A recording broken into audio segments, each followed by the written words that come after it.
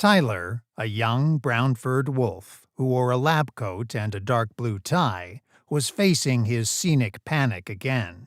His hands trembled and his voice was broken. The intense white lights that illuminated the boardroom weren't of great help.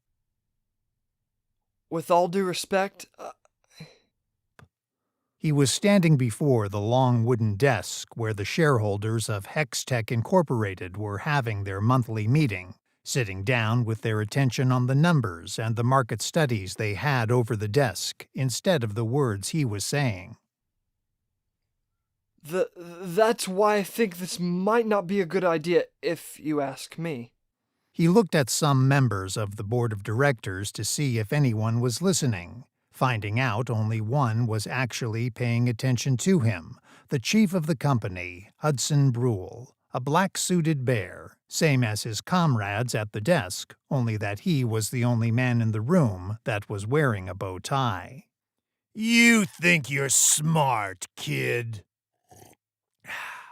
That only you and your brainy fellows know the consequences of this phase. Yes, Tommy, It's Tyler. The wolf backed away a couple of steps, being unable to take more as his back was already against the wall. He lowered down his gaze. Sorry. Tyler, of course. As I was saying, the plan has already been approved by the majors. We have everything in rule. Tyler had his next words ready, but he let them out with a hard hesitation. That doesn't mean that...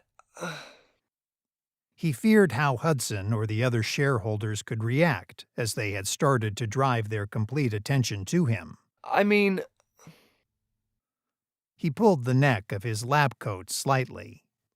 Speak, youngling. We are all ears. Tyler tried to reformulate what he was about to say.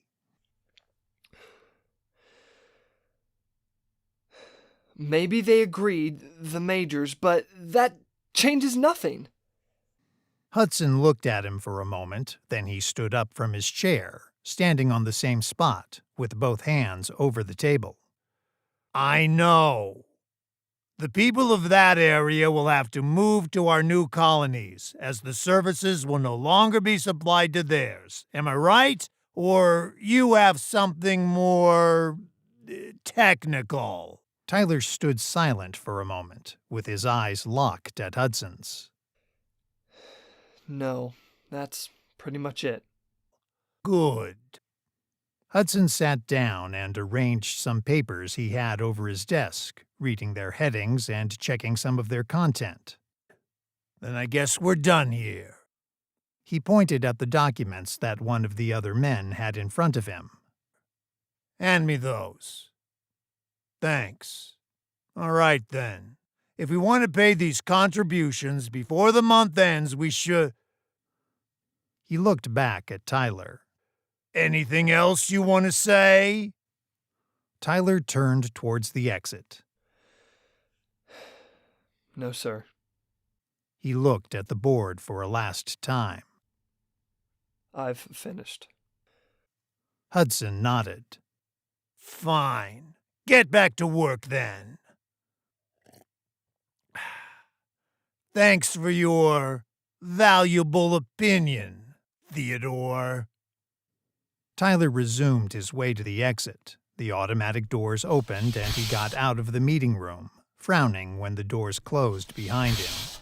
He glanced at both sides of the dark hallway, which was dimly illuminated by white, spherical lights that were located on the sides of the ceiling.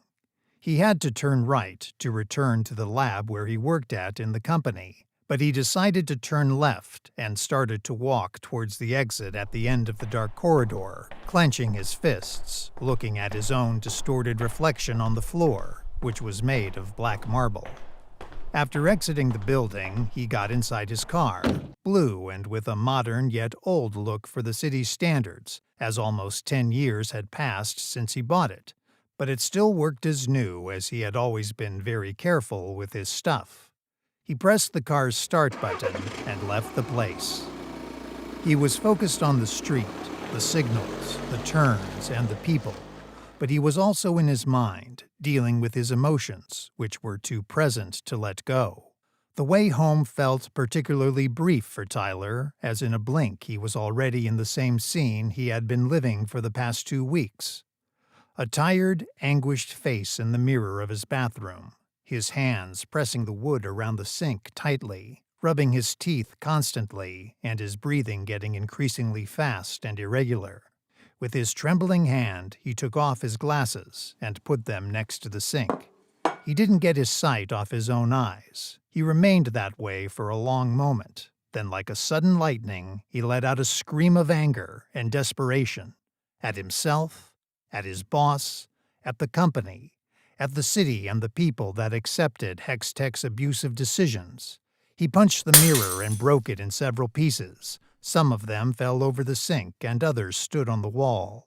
He gasped while raising his hand. It was bleeding through many cuts, some deeper than the others.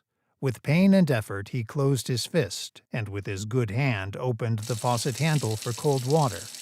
He rapidly put his bruised hand against the water. The mix of red and white foam stopped forming after about a minute, but he didn't move his hand away from there. His gaze was lost on the water traveling over the fur of his hand. He took some toilet paper and wrapped it around his hand, leaving the water running. He sat down on the floor and rested his back on the wall, glancing at the drops of blood that had permanently stained his lab coat, not paying much attention to it.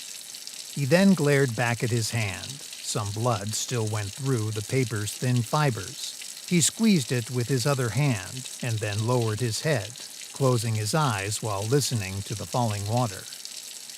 Tyler started to cry, slowly and calmly at first, but then the sorrow and the guilt got deeper.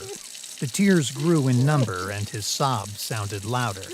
The noise of his own lament invaded his ears. The bathroom's echo accentuated the sadness he was expressing. He felt the drips of blood going down his arm as his hand was facing the ceiling. That was the night when Tyler decided to do something, not just about HexTech, but about himself, as he thought he had to take actions. Radical actions.